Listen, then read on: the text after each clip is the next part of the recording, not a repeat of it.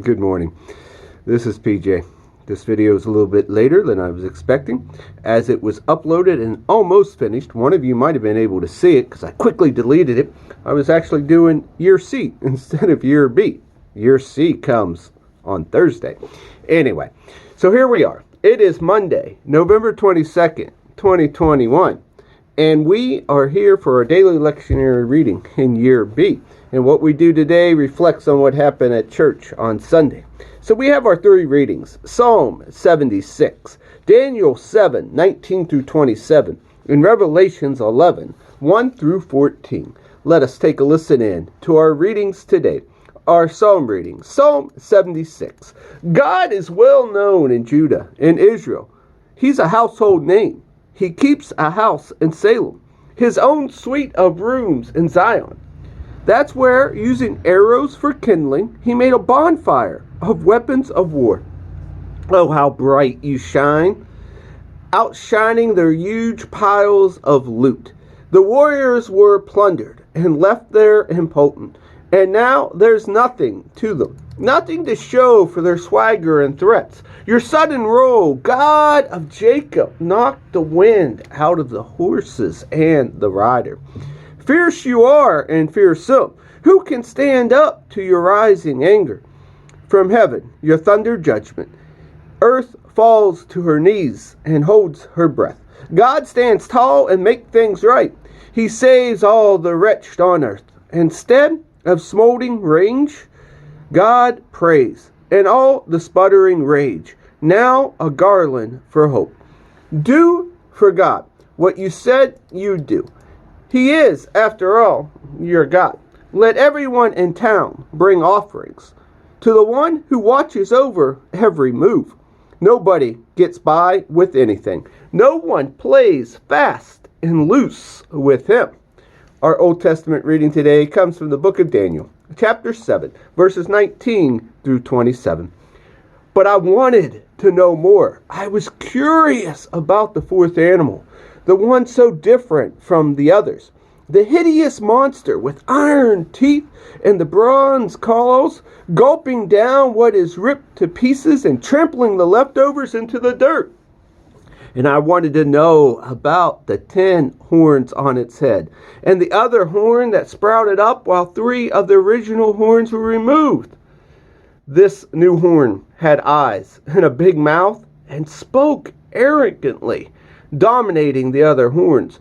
I watched as this horn was making war on God's holy people and getting the best of them.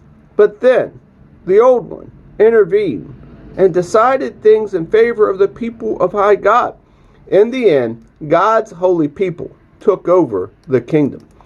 The bystanders continued, telling me this: the fourth animal is a fourth kingdom that will appear on the earth. It will be different from the first 3 kingdoms, a monster kingdom that will chew up everyone in sight and spit them out.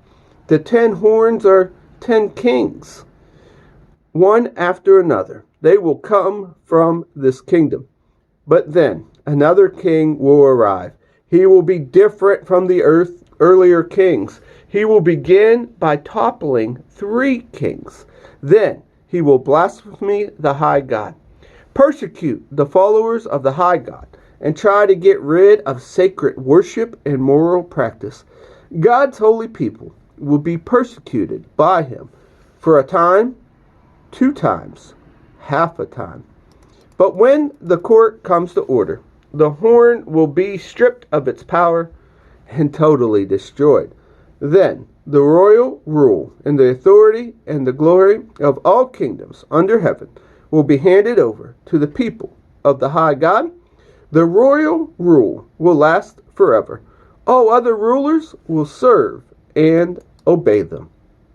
Our New Testament reading comes from the book of Revelations, chapter 11, verses 1 through 14. I was given a stick for a measuring rod and told, "Get up and measure God's temple and altar, and everyone worshiping in it. Exclude the outside court, don't measure it.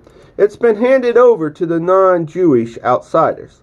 They'll desecrate the holy city for 42 months. Meanwhile, I'll provide my 2 witnesses, dressed in sackcloth. They'll prophesy for 1,260 days. These are the 2 olive trees, the 2 lampstands standing at attention before God on earth. If anyone tries to hurt them, a blast of fire from their mouths will incinerate them, burn them to a crisp, just like that. They'll have power to seal the sky so that it doesn't rain for the time of their prophecy, powers to turn rivers and springs to blood, power to hit earth with any and every disaster as often as they want. When they've completed their witness, the beast from the abyss will emerge and fight them, conquer and kill them, leaving their corpses exposed on the street of the great city, spiritually called Sodom and Egypt, the same city where their master was crucified. For 3.5 days they'll be there, exposed, prevented from getting a decent burial, starred at by the curious from all over the world. These people will cheer at the spectacle, shouting, "Good riddance!"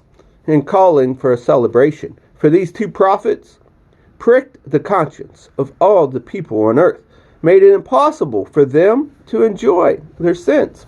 Then after 3.5 days, the living Spirit of God will enter them, there on their feet, and all those gloating spectators will be scared to death. I heard a strong voice out of heaven calling, "Come up here!" And up they went to heaven, wrapped in a cloud, their enemies watching. All that movement there was a gigantic earthquake. 1/10 of the city fell to ruin. 7,000 perished in the earthquake. The rest frightened to the core of their being, frightened into giving honor to the God of heaven. The second doom is past. The third doom coming right on its heels. And here ends our readings for the day. I hope that you have a great rest of the week.